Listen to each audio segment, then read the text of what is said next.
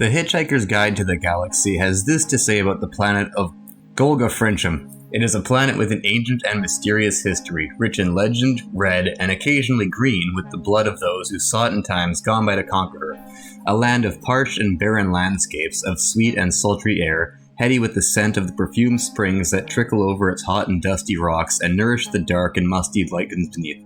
A land of fevered brows and intoxicated imagings, particularly amongst those who taste the lichens. A land also of cool and shaded thoughts amongst those who have learnt to forswear the lichens and find a tree to sit beneath. A land also of steel and blood and heroism. A land of the body and the spirit. This was its history. And in all this ancient and mysterious history, the most mysterious figures of all were without doubt those of the great circling poets of Arium. These circling poets used to live in remote mountain passes where they would lie in wait for small bands of unwary travelers, circle around them, and throw rocks at them. And when the travelers cried out, saying why didn't they go away and get on with writing some poems instead of pestering people with all this rock-throwing business, they would suddenly stop and then break into one of those 794 great song cycles of Vasilian. These songs were all of extraordinary beauty and even more extraordinary length, and all fell into exactly the same pattern. The first part of each song would tell how there once went forth from the city of Vasilian a party of 5 sage princes with 4 horses. The princes, who are of course brave, noble, and wise, travel widely in distant lands, fight giant ogres, pursue exotic philosophies, take tea with weird gods, and rescue beautiful monsters from ravening princesses before finally announcing that they have achieved enlightenment and that their wanderings are therefore accomplished. The second and much longer part of each song would then tell all of their bickerings about which one of them is going to have to walk back. All this lay in the planet's remote past. It was, however, a descendant of one of these eccentric poets who invited the spurious tales of impending doom, which enabled the people of Golgafrincham to rid themselves of an entire useless third of their population. The other 2/3 stayed firmly at home and lived full, rich, and happy lives until they were all suddenly wiped out by a virulent disease contracted from a dirty telephone.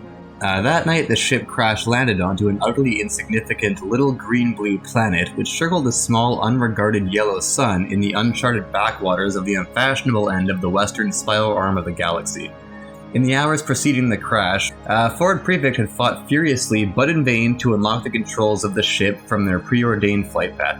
It quickly became apparent to him that the ship had been programmed to convey its payload safely, yet uncomfortably, to its new home, but to cripple itself beyond repair in the process. Its screaming, blazing descent through the atmosphere had stripped away most of its superstructure and outer shielding, and its final inglorious belly flop into a murky swamp had left its crew only a few hours of darkness, during which to revive and offload its deep frozen and unwanted cargo for the ship that began to settle almost at once, slowly upending its gigantic bulk in the stagnant slime. Once or twice during the night, it was starkly silhouetted against the sky as burning meteors. The detritus of its descent flashed across the sky. In the grey pre-dawn light, it let out an obscene roaring gurgle and sank forever into the stinking depths. When the sun came up that morning, it shed its thin, watery light over a vast area heaving with wailing hairdressers, public relations executives, opinion pollsters, and the rest, all crawling their way desperately to dry land. A less strong-minded sun would probably have gone straight back down again, but it continued to climb its way through the sky, and after a while the influence of its warming rays began to have some restoring effect on the feebly struggling creatures. Countless numbers had, unsurprisingly, been lost to the swamp in the night, and millions more had been sucked down with the ship, but those that survived still numbered hundreds of thousands. As the day wore on, they crawled out over the surrounding countryside, each looking for a few square feet of solid ground on which to collapse and recover from the nightmare ordeal. 2 figures moved further afield. From a nearby hillside, Ford Prefect and Arthur Dent watched the horror of which they could not feel apart. "Filthy, dirty trick to pull," muttered Arthur. Ford scraped a stick along the ground and shrugged. "An imaginative solution to a problem, I'd have thought," he said. "Why can't people just learn to live together in peace and harmony?" said Arthur.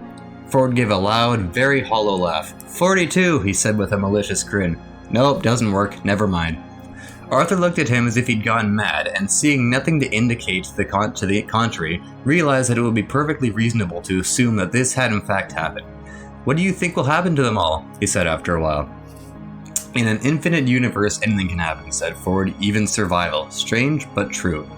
A curious look came into his eyes as they passed over the landscape and then settled again on the scene of the misery below them. I think they'll manage for a while, he said. Arthur looked up sharply. Why do you say that? He said. Ford shrugged. Just a hunch, he said, and refused to be drawn any further questions. Look, he said suddenly. Arthur followed his pointing finger. Down amongst the sprawling masses, a figure was moving, or perhaps lurching would be a more accurate description. He appeared to be carrying something on his shoulder. As he lurched from prostrate form to prostrate form, he seemed to wave whatever the something was at them in a drunken fashion. After a while, he gave up the struggle and collapsed in a heap. Arthur had no idea what this meant to him. Movie camera, said Ford, recording the historic moment. Well, I don't know about you, said Ford again after a moment, but I'm off. He sat a while in silence. After a while, this seemed to require comment. When you say you're off, what do you mean exactly? Said Arthur. Good question, said Ford. I'm getting total silence. Looking over his shoulder, Arthur saw that he was twiddling his knobs on a small box. Ford had already introduced this box as a sub-etha sensomatic, but Arthur had merely nodded absently and not pursued the matter. In his mind, the universe still divided into two parts, the Earth and everything else. The Earth, having been demolished to make way for a new hyperspace bypass, meant that this view of things was a little lopsided, but Arthur tended to cling to that lopsidedness as being his last remaining contact with his home. Sub-etha sensomatics belonged firmly in the everything else category. Not a sausage, Ford said, shaking the thing. Sausage, thought Arthur to himself as he gazed listlessly at the primitive world around him. What I wouldn't give for a good Earth sausage. What do you believe? Said Ford in exasperation. There are no transmissions of any kind within light years of this benighted tip. Are you listening to me? What? Said Arthur. We're in trouble, said Ford. Oh, said Arthur. This sounded like month-old news to him. Till we pick up anything on this machine, said Ford, our chances of getting off this planet are zero. It may be some freak standing wave effect in the planet's magnetic field, in which case we just travel round and round till we find a clear reception area. Coming? He picked up his gear and strode off. Arthur looked down the hill. The man with the movie camera had struggled back up to his feet just in time to film one of his colleagues collapsing. Arthur picked up a blade of grass and strode off after Ford. I trust you had a pleasant meal? Said Zarniwoop to Zaphod and Trillian as they rematerialized on the bridge of the star strip Heart of Gold and lay panting on the floor.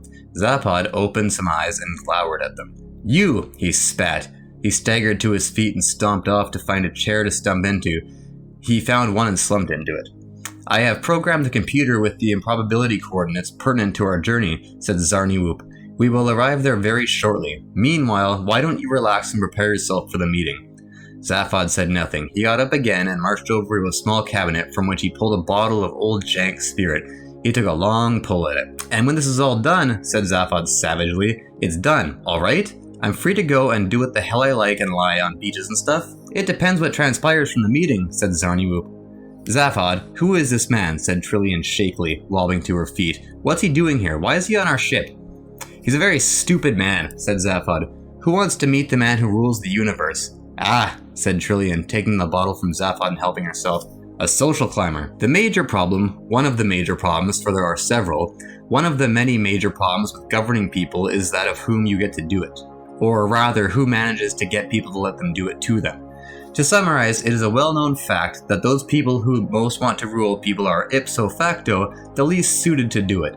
To summarize the summary, anyone who is capable of getting themselves made president should on no account be allowed to do the job. To summarize the summary of the summary, people are a problem. And so this is the situation we find, a succession of galactic presidents who so much enjoy the fun and palaver of being in power that they rarely notice that they're not. And somewhere in the shadows behind them, who can possibly rule if no one who wants to do it can be allowed to? I hope you'll join us at the restaurant at the end of the universe when the next chapter drops very soon.